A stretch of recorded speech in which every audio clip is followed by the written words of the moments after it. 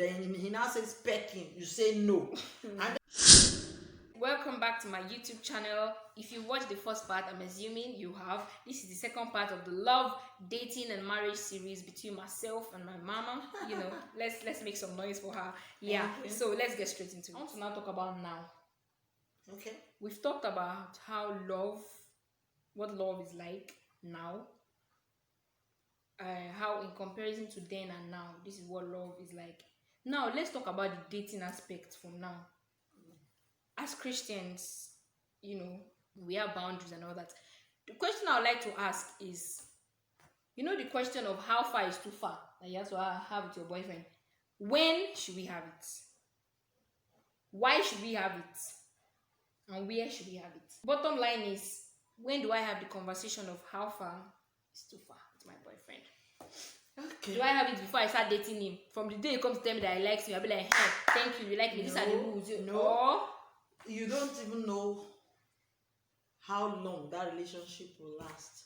For me, I would say, not for the first time. Get to know him. While you are getting to know that person, begin to see his limits. Begin to see how he's going. Then when you see that maybe it's that kind of person that is so fast that on the first date that you just went on date, he wants to come and hug you. You now draw a line. But if he's coming from, he has your kind of perspective to relationship, and then if the other partner comes that, okay, in this our relationship, how do we do it? Fine, you people are creating a conversation.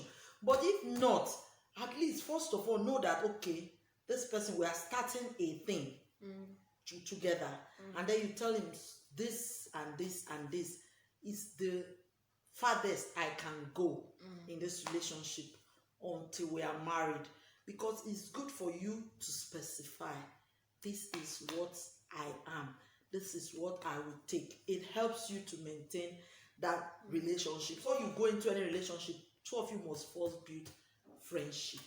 Not the friendship part too. We're dating. You are dating already. We're dating. You're my boyfriend, I'm your girlfriend. Yes, you people, the question of how far should you people go must be discussed. When Should it be discussed? The moment two of you agree to be boyfriend and girlfriend. So we should have that conversation. Now you should know that it's like a do and don't. I am saying in my relationship with you, I will not go beyond this. Now you say in my relationship with you, I want to go beyond this. Now you have to strike a balance. That okay, in this relationship, hugging is the most we can do. And then he now says pecking, you say no. And then you start debating it and you agree. But the person that does not want it must be the person that will table it. You cannot say, you must be, when I say no kissing, and then you say no hugging. I don't want, this is the limit to my own, me as a person, my relationship with you.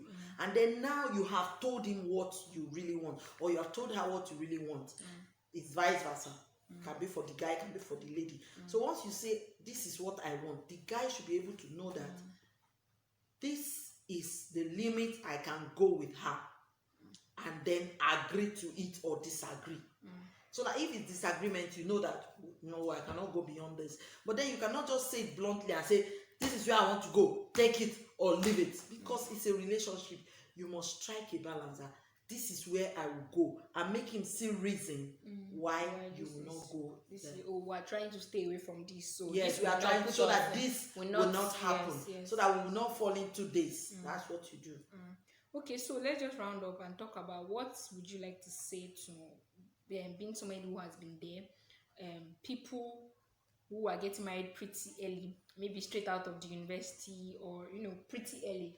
What would you say is one thing that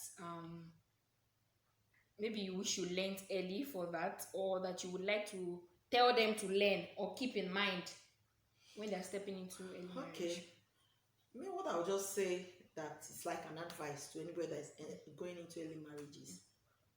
One, don't expect that everything will just be the way it seems from the outside. you are going inside.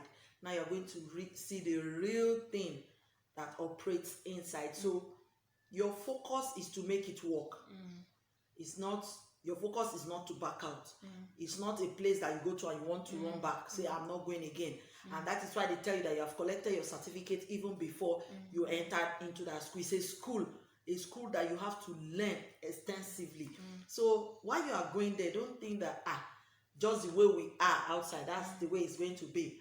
As I'm entering into the marriage, there will be ups, there will be down. But at the back of your mind, just make it a point that I am going into it to make it work and not to back out. So, just putting in the effort. I think that is basically for whether early or normal. Whether it's early, whether it's late, whether... So, would you say there's really any difference between those who step into marriage at the ripe age and those who step into marriage at There's no ripe age for marriage. But I put ripe, like ripe in quotes. What you say about those who step into marriage at the point where people are like, okay, or at the don't just marry because people say you should go and get married. Those that are considered to be at the ripe age and those who experience early marriage, we say there is really any difference? What I would say is that what I deduce from what you're saying is that those that got married early and those that got married late, okay, or at least above 21, 22, those that have achieved what they feel they needed before going into marriage. People that got married early, you start having children early. There are things that you ought to learn before you get to that age. That is that what you would have learned if you are not married, and then what you learn inside the marriage. On the job. It's not even a job. In the school. In the school. So what I'm saying is, in all, you must learn to strike a balance. For those that got married early, they will have children early. They will not have time for fun, to go to this place, go and see these friends, even though they are young. And those that marry late, they will have their children late also. And it will be them taking care of it. But then, anytime you get into the marriage, be it early or be it late, there are still things you need to learn. For those that entered early, those people that entered late, these people that started having children, and they will now have to come and learn some things from the people that married early. And then those people that married late, they'll be able to give you advice that even though they married late, they stayed outside, there were things that they have learned that might also be useful for you that got married early, and then you will use maybe in bringing up your own children. I think we'll just be open to learning. Yes, that's why it is called a school. So you learning on the job, learning from people. But then you must also be careful. And then one other thing I want to leave, for those that married early, they must be careful so that people don't see you as a child, and then they'll use that advantage on you and tell you things that you ought not to do. They will tell you that you'll now be regretting later. Because some people tell you that you are young, you got married, that why don't you go out, have fun, go there, and then you find out that because you are trying to do what people that are not married but are your age mates that they are doing, you will neglect your home, and the home will suffer. But if you are able to know that I am here at this time and I must make it work, those people will come, they will meet you where you are, and there's a tendency that you be better for it because you've gone into it, and then you know a lot of things that they are just getting into to know. Beautiful. Who's been blessed? I've been blessed. You've been blessed. Anyway, yes. So I think this is where we're going to end it. It's been amazing. You guys really insisted that I bring her back. People were coming into my DM on WhatsApp, and I'm like, I'm coming. And I'm so sorry it took us this long to get this video ready, but we did it and we're here. Thank you for watching. If you watched up to this point, you're an OG.